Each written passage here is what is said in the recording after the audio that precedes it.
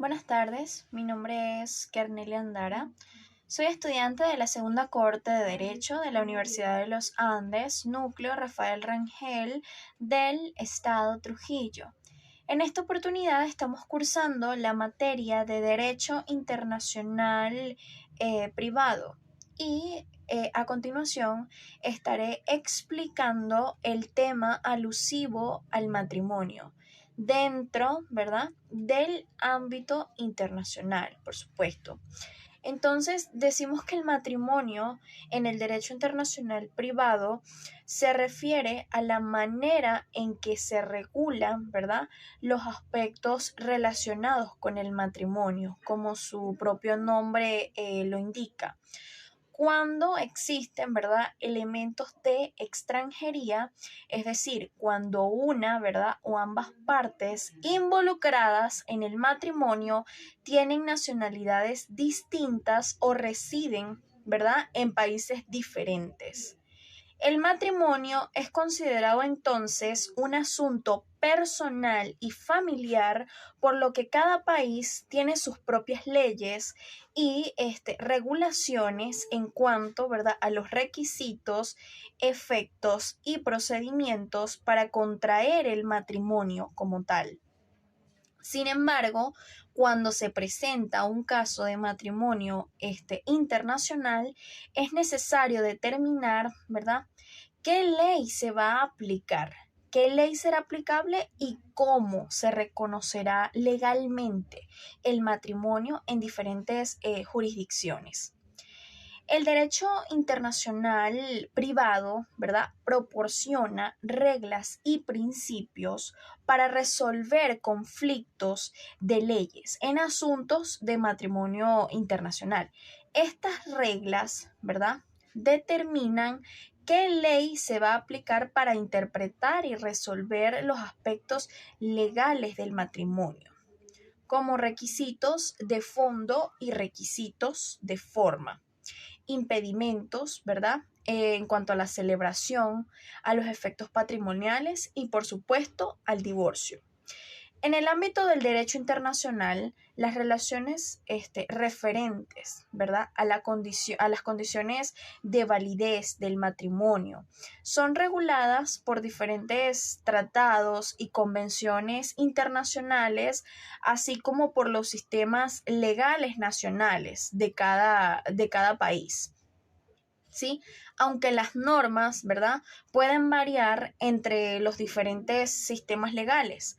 Hay algunos principios, ¿verdad?, por ejemplo, comunes que se aplican en varios países.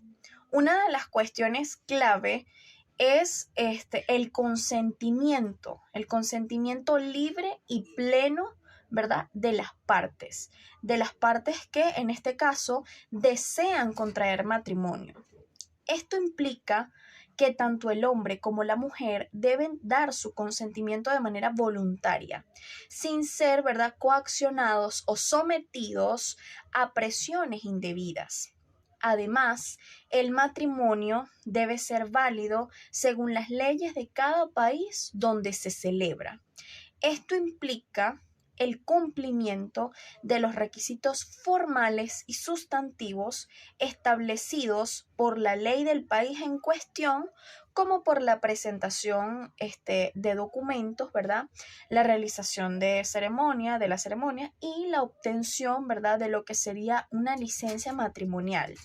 Es importante destacar que las leyes y regulaciones pueden variar entre los países, por lo que es necesario consultar la legislación nacional y, por supuesto, las convenciones internacionales pertinentes para obtener información específica sobre el régimen de las relaciones referentes a lo que son las condiciones de validez del matrimonio en un determinado país o contexto en particular.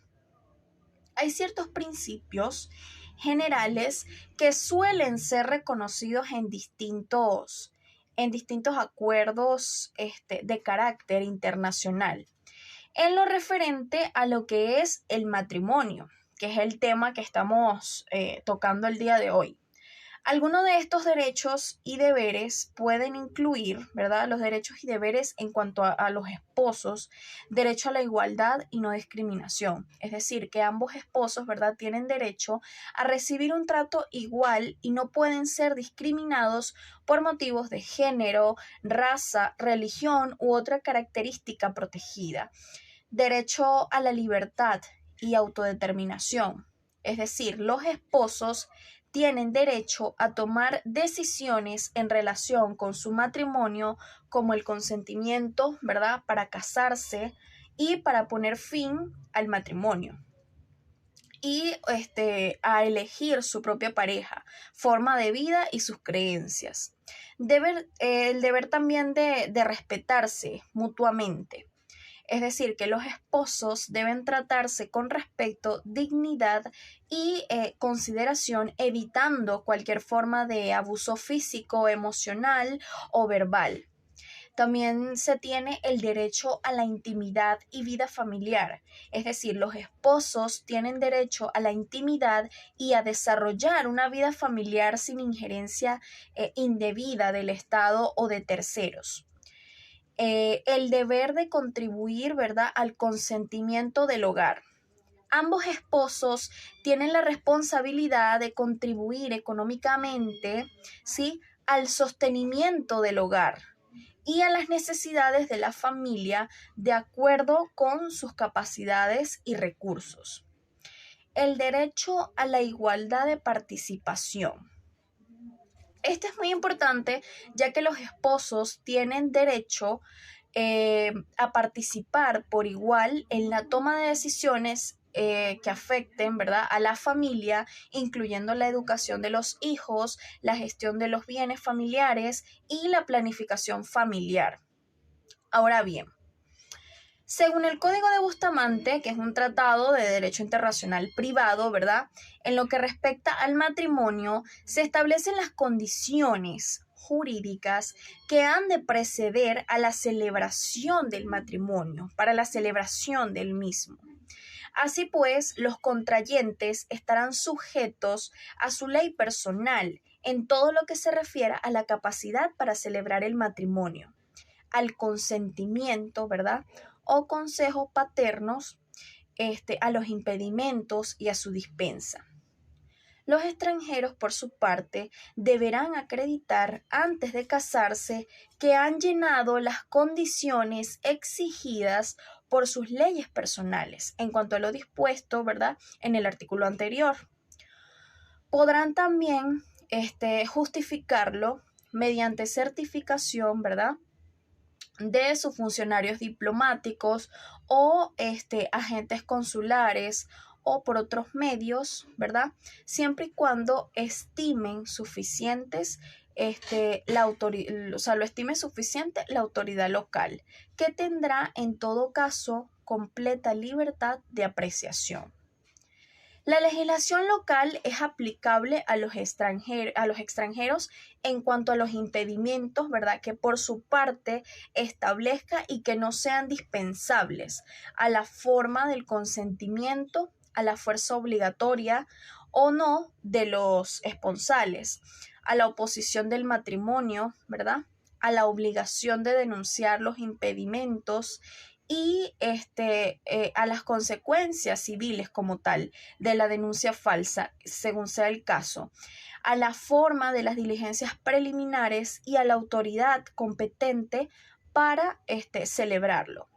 Se rige también por la ley personal común de las partes y en su defecto por el derecho local, la obligación o no de indemnización, ¿verdad?, por la promesa de matrimonio incumplida o por la publicación de proclamas en igual caso. Ahora, los estados contratantes no quedan obligados, ¿verdad?, a reconocer el matrimonio celebrado en cualquiera de ellos por sus nacionales o por extranjeros que contraríe sus disposiciones relativas a la necesidad de disolución de un matrimonio anterior. a los grados, ¿verdad?, de consanguinidad o afinidad respecto de los cuales exista impedimento absoluto a la prohibición de casarse establecida, ¿verdad?, respecto a los culpables de, en este caso, adulterio, se haya disuelto el matrimonio de uno de ellos y, ¿verdad?, a la misma prohibición respecto al responsable de atentado, ¿verdad?, a la vida de uno de los cónyuges para casarse con el sobreviviente o a cualquiera otra causa de nulidad y que sea insubsanable. De la forma del matrimonio. Se tendrá, ¿verdad?, que en todas partes, se tendrá en todas partes como válido el matrimonio en cuanto a la forma, el matrimonio que es celebrado en la que establezcan como eficaz las leyes del país en que se efectúe. Sin embargo, los estados cuya legislación exija una ceremonia religiosa podrán negar validez a los matrimonios contraídos por sus nacionales en el extranjero sin observar esa forma. En los países en donde las leyes lo admitan, los matrimonios contraídos entre los funcionarios diplomáticos o agentes consulares, ¿verdad?, de ambos contrayentes se ajustarán a su ley personal, sin perjuicio, ¿verdad?, de que les sean aplicables las disposiciones del artículo 40 precisamente del Código de Bustamante. Ahora, los efectos del matrimonio. En cuanto a las personas de los cónyuges, se aplicará el derecho personal de ambos cónyuges y, si fuera diverso, el del marido en lo que le corresponda los deberes respectivos de protección, ¿verdad?, y obediencia a la obligación o no de la mujer de seguir al marido cuando cambie de residencia, a la disposición y administración de los bienes comunes y a los demás efectos especiales del matrimonio, ciertamente. La ley personal de la mujer, ¿verdad?, regirá la disposición y administración de sus bienes que sean propios, ¿sí?, y su comparecencia en juicio. Se sujeta al derecho territorial la obligación de los cónyuges de vivir juntos, guardarse fidelidad y de la misma manera, ¿verdad?, socorrerse mutuamente. También se aplica imperativamente el derecho local que prive de los efectos civiles al matrimonio del bígamo. Ahora bien, del contrato sobre bienes con ocasión de matrimonio. Este contrato, ¿verdad?, se rige por la ley personal común de los contrayentes y en su defecto por la del primer domicilio matrimonial. Las propias leyes determinan por ese orden el régimen legal supletorio a falta de estipulación. Es de orden público, ¿verdad?, internacional el precepto de celebrar capitulaciones durante el matrimonio, o bien sea modificarlas o que se altere el régimen de bienes por cambios de nacionalidad o de domicilio, que sean posteriores al mismo. Tienen igual carácter los preceptos que se refieren al matrimonio, ¿verdad?, de las leyes y las buenas costumbres, a los efectos de las capitulaciones respecto de terceros y a su forma solemne.